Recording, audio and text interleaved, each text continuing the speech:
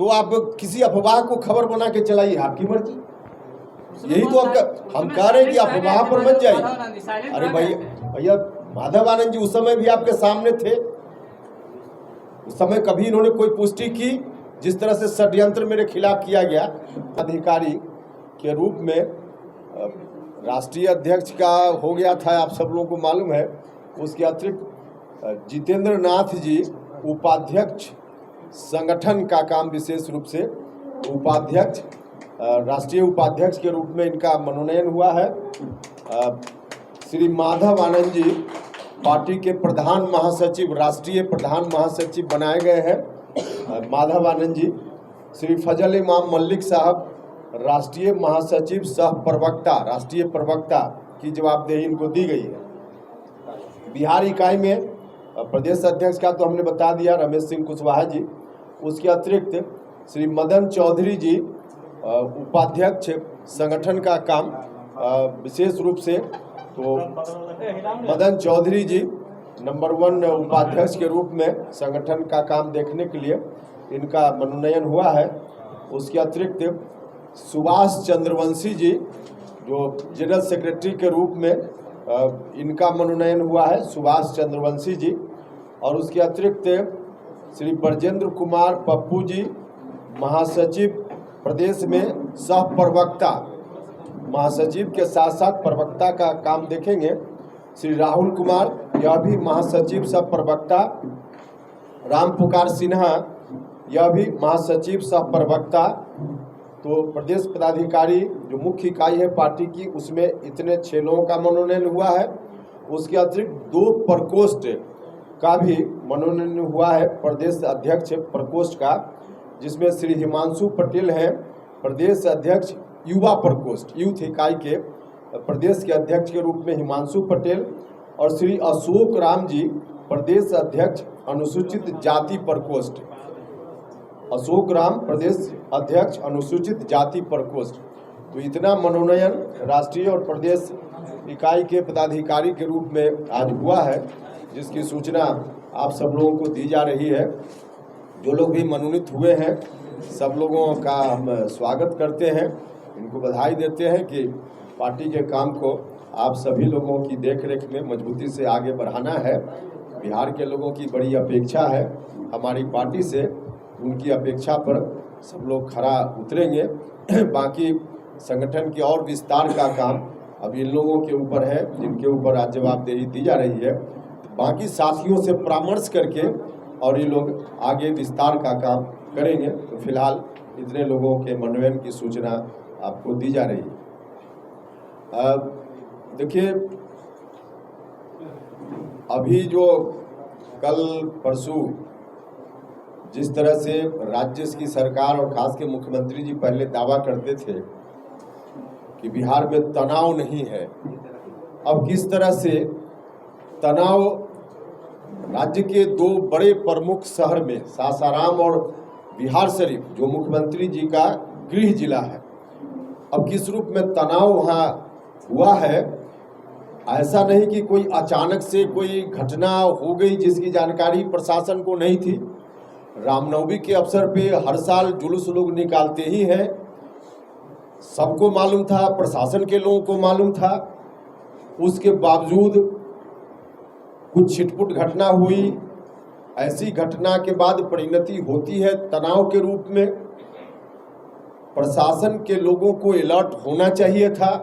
आशंकाएं तो रहती ही हैं कि ऐसा कोई भी इवेंट होता है तो उसके बाद तनाव की आशंका रहती है। इस आशंका को ध्यान में रखते हुए प्रशासन के लोगों को अलर्ट होना चाहिए था, लेकिन प्रशासन के लोगों के अलर्ट समय पर नहीं होने के चलते समाज में तनाव हुआ है। पूरे तौर पे यह प्रदेश प्रशासन की विफलता है। उनकी विफलता के चलते, उनकी कर्तव्यहीनता के चलते, उनकी लापरवाही के चलते दोनों जगह इस तरह की स्थिति बनी है। हम वहाँ के लोगों से और बाकी जगह के लोगों से भी आग्रह करते हैं, अपील करते हैं कि लोग अफवाह में न आए, तनाव समाज में न रहे, यह ठीक नहीं है। लोग उत्तेजित न हो, शांति से काम ले, संयम से काम ले। तनाव का वातावरण ठीक नहीं है, यह हम आम लोगों से अपील करते हैं।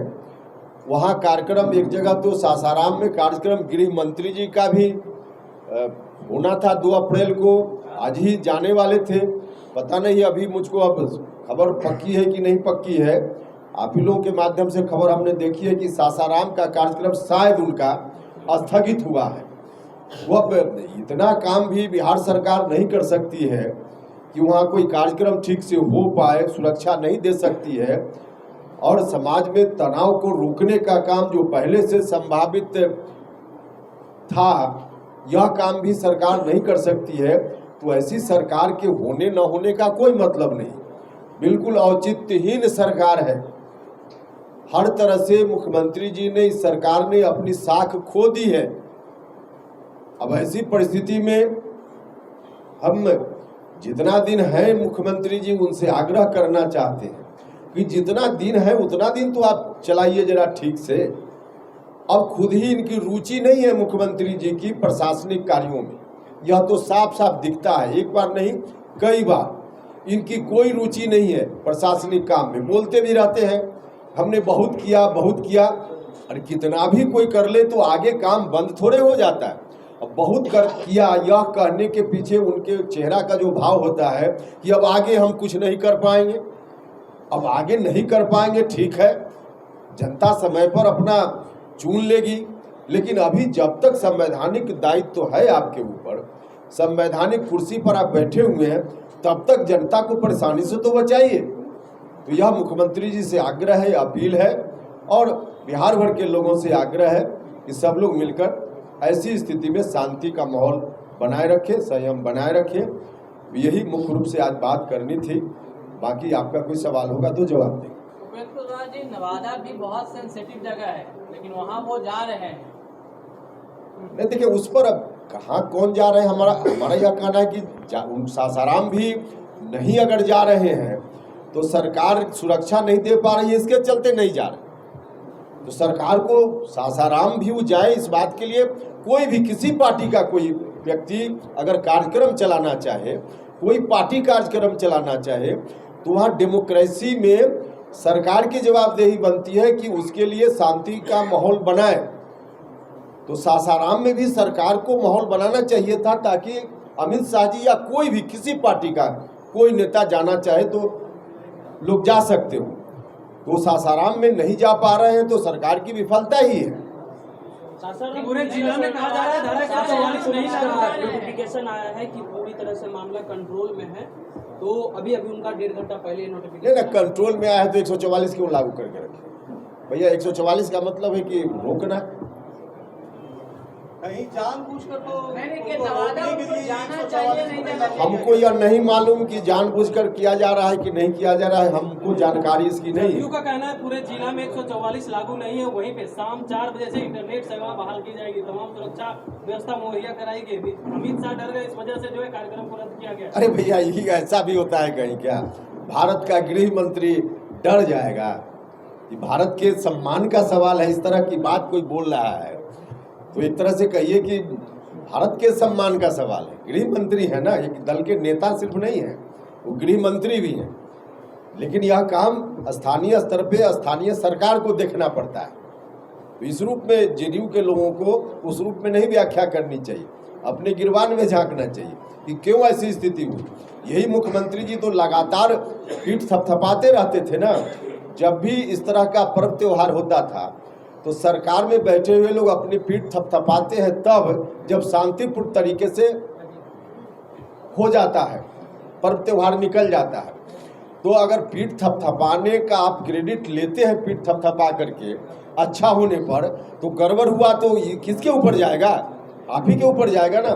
आपने ठीक से नहीं काम किया, इसके चलते ऐसी स्थिति बनी। अशोक स्तंभ को लेकर के काफी आपत्ति हुई थी, अशोक स्तंभ को लेकर के काफी आपत्ति हुई थी, जो नया संसद भवन है, क्या अमित शाह के सामने हो? क्योंकि वो जो बाघ का जो स्ट्रक्चर था, कहा गया कि चेंज किया गया है, क्या उपेंद्र कुशवाहा इस मसले पर सवाल पूछेंगे अमित शाह? इसमें पहले हम पूरी जानकारी लेंगे तभी हम कोई बात बता पाएंगे। नहीं सर, बिहार शरीफ में भी अभी पूरी तरह से स्थिति तनावपूर्ण है। बहुत सुनने में आया कि आज भी घटनाएं वहाँ घटी है। नवादा सटा हुआ जिला है, इसके बावजूद भी वहाँ अमित शाह जी का दौरा करना, सभा करना। अरे हम तो बता रहे हैं कि सासाराम सरकार, बिहार सरकार के कारण नहीं जा पा रहे हो, यही ठीक नहीं है। क्यों कोई नहीं जाएगा कहीं, लेकिन अब वहाँ जो सुरक्षा सरकार नहीं दे पा रही है तो नहीं जा पा रहे हैं। नवादा में सरकार को हम यह नहीं कह रहे, हम तो कह रहे कि वहाँ भी नहीं जा रहे हैं तो उसके चलते सरकार, बिहार सरकार दोषी है। वहाँ भी उनको जाने से उस तरह का इंतजाम सरकार को करना चाहिए था कि वहाँ भी वो जा पाते। सर एक अभी आपने जो माधव आनंद जी को बनाया है राष्ट्रीय प्रधान महासचिव, एक समय जब आपकी पार्टी में वो थे और काफी विवाद हुआ था टिकट को लेकर। आप ये कभी विवाद किए थे? इन्होंने कभी सुनिए, इन्होंने कभी विवाद किया था? अरे भैया तो कोई, अरे भैया खबरें आप लोग जो चला लीजिए, आपकी मर्जी। कभी इन्होंने विवाद किया था? एक अफवाह चला था। अरे भैया तो इन्होंने कभी कहा था, उसकी पुष्टि इन्होंने की थी। विचित्र बात है, इन्होंने जब पुष्टि नहीं की तो आप किसी अफवाह को खबर बना के चलाइए, आपकी मर्जी। यही तो आपका, हम कह रहे हैं कि अफवाह पर मत जाइए। अरे भैया माधव आनंद जी उस समय भी आपके सामने थे, उस समय कभी इन्होंने कोई पुष्टि की? जिस तरह से षड्यंत्र मेरे खिलाफ किया गया तो कभी पुष्टि इन्होंने की? तो अफवाह है। गठबंधन को लेकर के उपेंद्र कुशवाहा जी कुछ फैसला हो पाया है क्या? गठबंधन को लेकर के फैसला अभी नहीं हुआ है, होगा, हम आपको बताएं। धन्यवाद।